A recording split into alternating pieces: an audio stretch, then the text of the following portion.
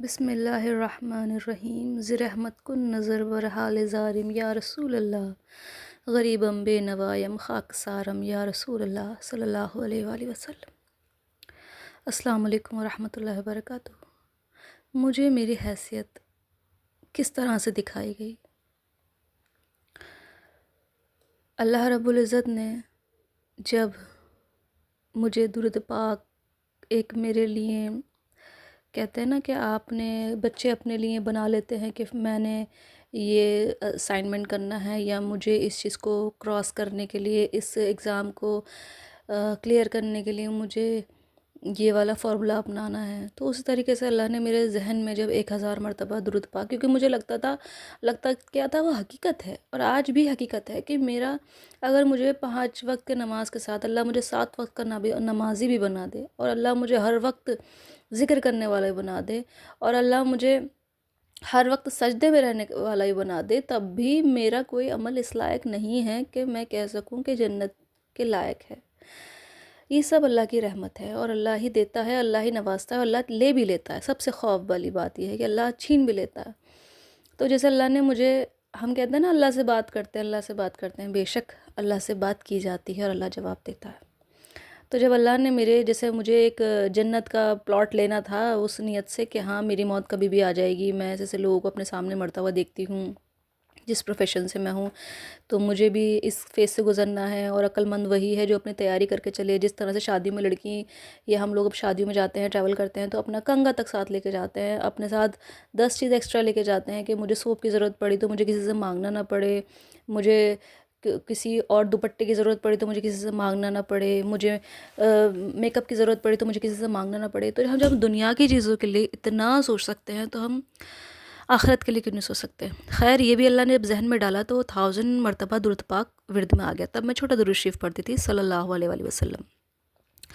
لیکن ایسے راز کھولے اللہ نے، دل پہ ایسے راز کھولے، تو پہلے تو یہ ہوا کہ دل سے اپنی تعریف اور اپنی خوبصورتی جو ایک لڑکی ہونے کے ناطے ہر کسی کے اندر ہوتی ہے، اللہ نے ہمارے اندر رکھی ہے، ہمیں پسند آتی ہیں تعریفیں، تو وہ چیز اللہ نے ختم کری کہ دنیا میں خوبصورت سے خوبصورت، اعلیٰ سے اعلیٰ چہرے ہیں، کس نے بنائے ہیں؟ کوئی انسان ان کی خوبصورتی کو قائم رکھ سکتا ہے؟ 30-40 سال کے بعد کوئی لڑکی ہمیشہ خوبصورت رہ سکتی ہے؟ نہیں۔ کوئی لڑکی کہہ سکتی ہے کہ میں ہی سب سے زیادہ خوبصورت ہوں؟ نہیں، کیا ہی نہیں کہہ سکتی۔ اسی طریقے سے پھر نیکسٹ تھنگ جب میرے پاس آئی کہ مجھے میری حیثیت نظر آئی اللہ کی عطا سے، اللہ کرے میں ہمیشہ اپنی اوقات یاد رکھوں، نہ میری اوقات نہ میرا مال۔ جب میرے بھائی کی شادی تھی، جس دن میرے بھائی کی بارات تھی، ہم بارات لے کر پہنچے، اور الحمدللہ جب ہم نے وہاں کا انتظام وغیرہ جو ایک باراتیوں کے لیے ہوتا ہے، ماشاءاللہ بہت خوب انتظام اور سب کچھ جو وہاں کے لوگوں نے اور ان کے گھر والوں نے ہمارے لیے ٹریٹمنٹ رکھا، بہت اعلیٰ۔ تو اس چیز کو غور سے سنیے گا آپ کہ آپ کو میں اس وقت کی کیفیت کیسے بتاؤں کہ میں کیا فیل کر رہی تھی اس وقت۔ ہم اپنے بھائی کی شادی میں خوش، اور مطلب ہر طرح کا احساس تھا کہ ہاں آج ہم باراتی بن کے آئے ہیں، اور یہ سب چیزیں ہم جب لے کر آئے، ہمیں کھانا کھلانے کے لیے ڈائننگ پہ بیٹھو، سب کے لیے باراتیوں کے لیے ڈائننگ لگائی گئی، جس میں سے میں بھی بیٹھی، میری بہن بھی بیٹھی، تو بہت سارے ڈشز رکھی ہوئی تھی، تو میں نے پلیٹ اٹھائی اور میں نے اپنی پلیٹ سجانا شروع کر دی کہ ہاں میں یہ بھی کھاؤں گی، میں یہ بھی کھاؤں گی، اس طریقے سے۔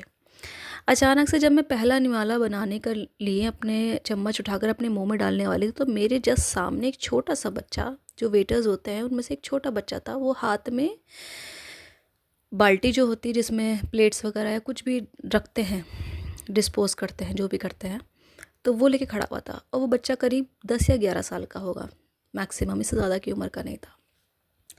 تو جب میں نے اس کے چہرے کو دیکھا اور میں نے اپنے آپ کو دیکھا، اور پھر ایسے اللہ نے میرے دل میں بات ڈالی کہ اس بچی کی کیا خطا ہے اور مجھ میں ایسا کیا خاص ہے، اس کی کیا خطا ہے جو وہ وہاں کھڑا ہو کر انتظار کر رہا ہے کہ اس کو لقمہ ملے گا جب سب فارغ ہو جائیں گے، اور تیری کیا حیثیت ہے جو تو اتنے عیش سے بیٹھ کر کھا رہی ہے یہاں پہ۔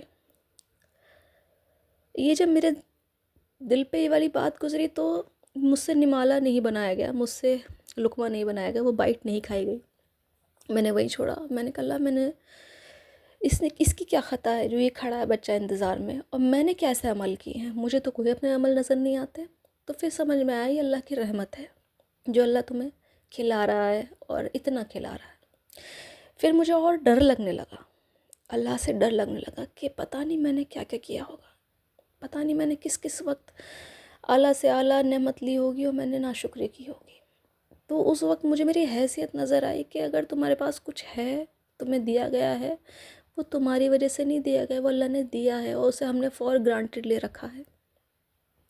اور سچ میں ہم نے مسلمان ہونا، حضور کا امتی ہونا فار گرانٹیڈ لے رکھا ہے۔ جس طریقے سے بیانات ہوتے ہیں، ارے جنت دے دی جائے گی، رسول اللہ صلی اللہ علیہ وسلم اپنی امت کو جہنم میں نہیں جانے دیں گے، بہت ایزیلی لے لیا۔ پر کسی نے رسول اللہ صلی اللہ علیہ وآلہ وسلم کا درد جاننا چاہا کہ ان کے پاؤں مبارک سوج جایا کرتے تھے۔ ان کی بیٹی سیدہ پاک بی بی فاطمہ زہرا سلام اللہ علیہ، ہماری ماں، انہوں نے امت کی مغفرت مانگی کہ اللہ میں اپنے مہر میں میرے والد کی امت کی مغفرت مانگتی ہوں۔ کیا مطلب؟ مجھے سمجھ میں نہیں آتا کہ یہ کیا چل رہا ہے کائنات میں۔ اللہ پاک سب سے زیادہ محبت کرتا ہے حضور سے، حضور سب سے زیادہ محبت کرتے ہیں اللہ سے۔ ایک ماں، ایسی پاک دامن ماں، ہم سب کی ماں جن کی اولاد کو اتنا زیادہ تکلیف دی گئی، وہ ہمارے لیے مغفرت مانگ رہی ہیں۔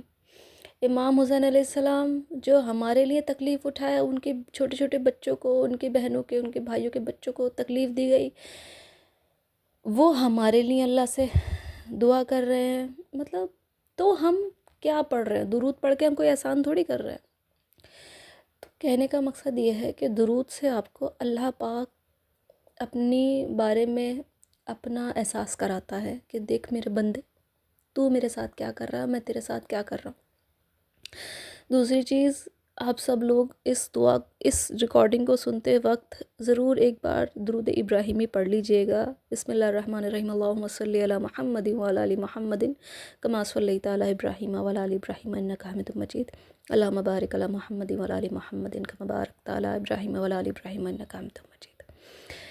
درود ابراہیمی اس لیے کیونکہ حضور کی آل کا اس میں ذکر ہے، اور اس کا جو وزن ہے نا وہ تمام درود سے بھاری ہے، اور تمام درود کو اسی درود سے نور ملتے ہیں، اور اہل بیت کا ذکر آتا ہے اس میں۔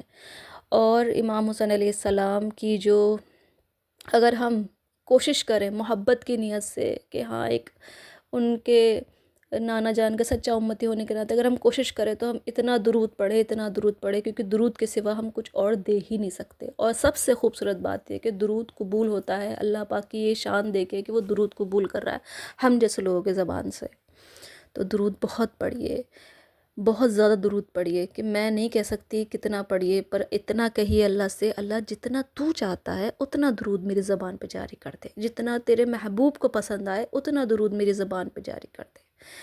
اللہ آپ سب سے راضی ہو، اور ہم سب کو رسول پاک صلی اللہ علیہ وسلم کی پاک اور والہانہ محبت نصیب ہو۔ السلام علیکم۔